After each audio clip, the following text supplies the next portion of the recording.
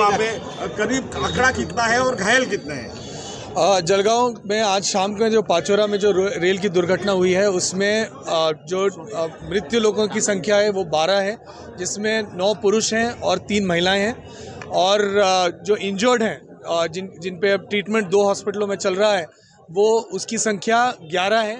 एक हॉस्पिटल में 6 पेशेंट्स हैं और एक दूसरे हॉस्पिटल में 5 पेशेंट्स हैं।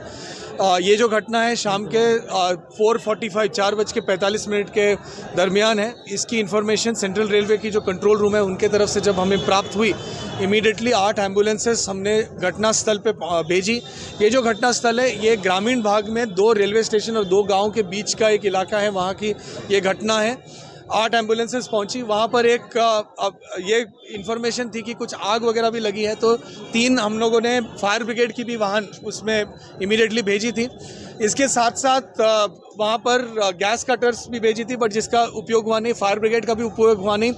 और हमारे जो अधिकारी हैं वो जो स्थानिक तहसील लेवल के अधिकारी है, बिकॉज ये जो घटना स्थल है पाचोरा जो शहर है वहाँ से 15 किलोमीटर के डिस्टेंस पर है, वहाँ उसकी दूरी पर है। तो वहाँ पे हमारे जो सब डिविजनल मैजिस्ट्रेट हैं, तहसीलदार हैं और मेडिकल्स की टीम है, पुलिस की टीम है, वो सारे लोग घटनास्थल पे बिल्कुल 10 मिनट के अंदर ये पहुँचे थे। एम्बुलेंस अबाउट 9 मिनट के अंदर पहली एम्बुलेंस पहुँची थी और इमीडिएटली उनको मतलब आइडेंटिफाई करके जो लोग जीवित हैं उनको इमीडिएटली मेडिकल रिलीफ जगह पर मेडिकल रिलीफ देने की भी काम शुरू की गई। 3 हॉस्पिटल्स, जिसमें हमारा ग्रामीण रुग्णालय, एक प्राइवेट हॉस्पिटल और ये गवर्नमेंट मेडिकल कॉलेज, वहाँ को एक्टिवेट किया गया, जिसमें ब्लड के सारे ब्लड उपलब्ध करके ली गई। डॉक्टरों को, सर्जन्स और ऑर्थोपेडिक के डॉक्टरों को इमीडिएटली बुलाया गया। इंडियन मेडिकल एसोसिएशन के जो प्राइवेट डॉक्टर्स हैं उनको भी उनकी सर्विसेज को भी लिया गया और इमीडिएटली सारी इसमें काम की गई। रेलवे विभाग के साथ क्लोज कोऑर्डिनेशन में काम की गई। रेलवे विभाग के दो जो रिलीफ वैन्स हैं उनको मनमाड और भुसावल के तरफ दोनों दिशा से भेजी गई और इमीडिएटली उसमें जो भी रिलीफ रेलवे की तरफ से भी और उनके क्लोज कोऑर्डिनेशन में हमने किया।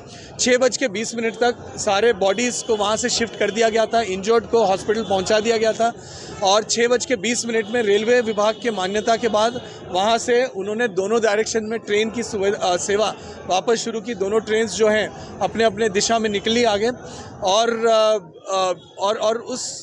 उसके बाद वहाँ पर अभी हमने 20 जो हमारे पुलिस के कर्मचारी हैं और हमारे कुछ मेडिकल के जो पैरामेडिकल कर्मचारी हैं उनको वहाँ पर अभी हमने जगह पे विथ लाइट्स वगैरह भी हमने अभी उपलब्ध करके उनको जो घटना स्थल है उसके 2 किलोमीटर के रेडियस में पूरा हम लोग चेक कर रहे हैं कि कोई भी बॉडी पार्ट्स वहाँ पे ना रह जाए और इसको हम लोग आइडेंटिफाई करने की कोशिश कर रहे हैं। परंतु बॉडी पार्ट्स सारे अबाउट 6 साढ़े 6 बजे तक क्लियर कर दिया गया था, 6:20 तक ट्रेन को निकलने के पहले। और यहाँ पर डीएनए की सैंपल फॉरेंसिक डिपार्टमेंट के माध्यम से यहाँ पर डीएनए की सैंपल कलेक्ट की जा रही है, पोस्टमार्टम किया जा रहा है। डिज़ास्टर मैनेजमेंट का जो कंट्रोल रूम्स है डिस्ट्रिक्ट लेवल पे भी शुरू की गई थी। इंटर एजेंसी कोऑर्डिनेशन उसके माध्यम से की गई थी। स्टेट लेवल और सेंट्रल जो एनडीएमए का कंट्रोल रूम है उनके भी हम कंटिन्यूस संपर्क में हैं और पूरी सहायता रेलवे विभाग हो, डिज़ास्टर मैनेजमेंट के विभाग हो और बाकी सारे विभाग हो, उनके पूरी सहायता के माध्यम से काम किया जा रहा है। फैमिलीज़ को इन्फॉर्म करने की प्रक्रिया भी शुरू रेलवे के विभाग से की गई है। रेलवे विभाग ने एक हेल्पलाइन नंबर भी दिया है। डिस्ट्रिक्ट डिज़ास्टर मैनेजमेंट की तरफ से भी 1077 एक हेल्पलाइन नंबर दिया गया है और as per standard operating procedure पूरी प्रक्रिया यहाँ पे की जा रही है।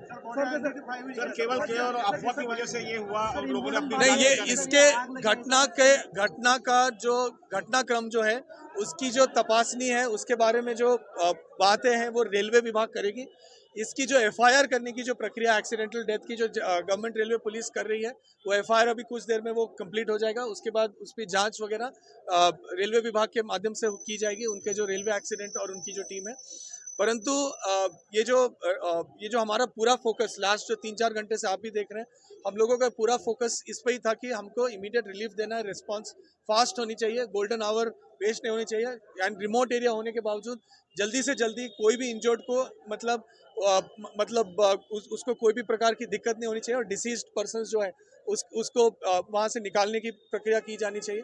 तो ये सारी प्रक्रिया प्रशासन लास्ट 3-4 घंटों से लगा हुआ था और इसमें हम लोगों ने अभी तक पूरी काम की है और आगे का जो आइडेंटिफिकेशन है जिसको हम इंक्वेस्ट बोलते हैं वो प्रक्रिया अभी चल रही है। हमारे 6 टीम्स हमने उस पर लगाया है और वो बॉडी पहला इंक्वेस्ट की प्रक्रिया यहाँ पर जो कंप्लीट की जाएगी और उसके बाद पोस्टमार्टम की प्रक्रिया एज पर प्रोसीजर और फिर बॉडीज़ को उनके परिवारजनों तक वापस भेजने की प्रक्रिया जो है उसके बारे में जिला प्रशासन और रेलवे विभाग के माध्यम से आगे काम किया जाए। कितनी बॉडी जो है वो सब आइडेंटिफाई हुई है? आइडेंटिफिकेशन की प्रक्रिया चल रही है। मेरे 12 लोगों की डेथ की आइडेंटिफिकेशन है और अभी उसमें कुछ लोगों के पास उनके पॉकेट वगैरह में आइडेंटिटी कार्ड था, तो वो उसके माध्यम से कुछ लोग आइडेंटिफाई हुए हैं। कुछ लोगों के लिए अभी काम चल रही है, परंतु डीएनए सैंपल हम लोग सबका कलेक्ट कर रहे हैं सो दैट बॉडी को आइडेंटिफाई करने में कोई भी दिक्कत ना हो। कैजुअलिटी कितनी? 12 कैजुअलिटी, 9 पुरुष और 3 महिलाएं।